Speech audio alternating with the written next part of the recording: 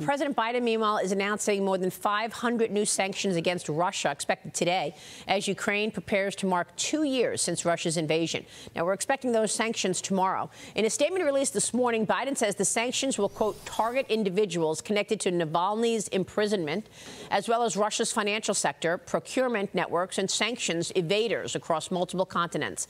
They'll ensure Putin pays an even steeper price for his aggression abroad and repression at home, says the administration. The Biden administration is also imposing new export restrictions on nearly 100 entities for providing support to Moscow. The latest sanctions package comes just a day after President Biden met with Alexei Navalny's wife and daughter in California. Joining me right now is Fox News correspondent Benjamin Hall. Ben, it's so good to see you this morning, and we pray to God and thank God that you're okay after all that you've done for this country and for your work. Thank you, sir. Maria, thank you. It's a pleasure to be with you today. Tell me your thoughts on these sanctions expected tomorrow.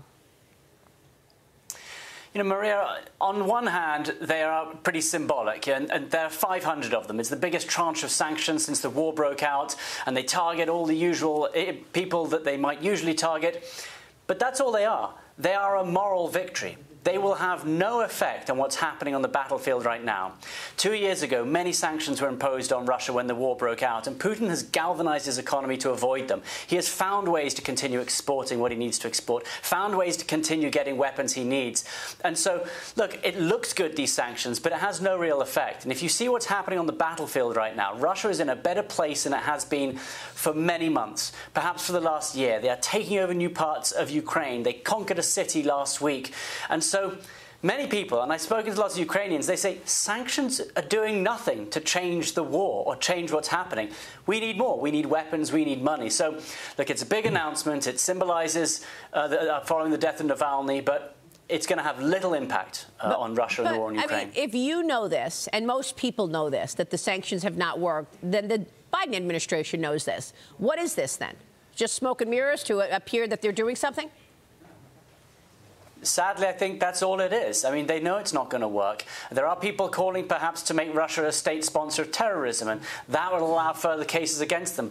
But that won't change anything either. And it is a big question. What more can you do other than what the Ukrainians are asking for, which is more weapons, more money? Sanctions are just not working. And it's not just in Russia. They don't work in North Korea. They don't work against China, frankly. There need to be some more aggressive movements, what many people are saying. Meanwhile, we've talked a lot about what's taking place in terms of Russia in space. The Wall Street Journal is reporting exclusively that the U.S. privately warned Russia not to deploy a new nuclear-armed anti-satellite weapon into space. National Security Advisor Jake Sullivan and CIA Director William Burns both reportedly spoke with their Russian counterparts about this. Ben, your thoughts?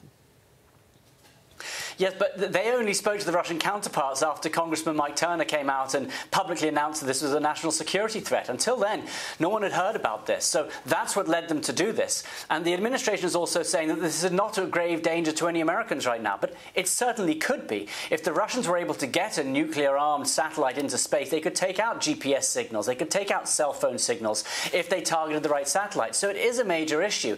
The U.S. is mainly looking to stop Russia by speaking to China, speaking to India, other countries who would be impacted if this weapon went up into space. So, look, this is a big issue in the future, and Russia is potentially jeopardizing the Outer Space Treaty if it does this. But again, threats towards Russia often don't work. So we have to see, as Putin is on the offensive right now, whether he might consider launching something like this. Ben, you're featured in a new Fox Nation special called Navalny, a life hosted by Fox News' Bill Hemmer, which gives an in-depth look at Russian opposition leader Alexei Navalny's life. Let's take a look. Watch.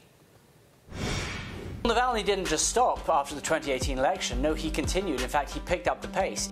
He was building up this movement across the whole of Russia. He never stopped, even though he was attacked, even though he was disqualified, even though he was convicted twice of corruption. He never stopped. Navalny, A Life, is available now on Fox Nation. Ben, tell me more about the special.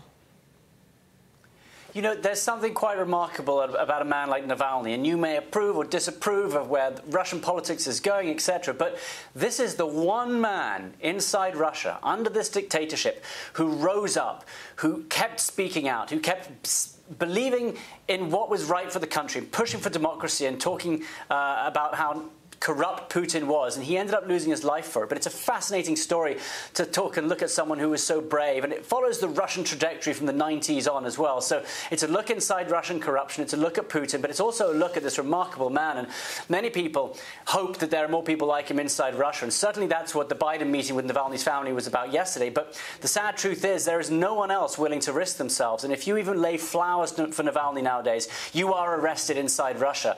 The opposition has been totally silenced. And with the death of Navalny, it feels that there is nobody in Russia talking from the opposition side. And so, look, this is a real look into his life. It's fascinating to see where Russia stands at the moment. But it's a sad story, to be honest, because it feels like this may be the end at the moment of any opposition against Putin. Wow, that is incredible. Check out the documentary on Fox Nation right now, Navalny, A Life. James Freeman, jump in. Thanks. Ben, I want to get back to this issue. You're talking about how Putin has found a way to get around all the sanctions. We're 2 years in.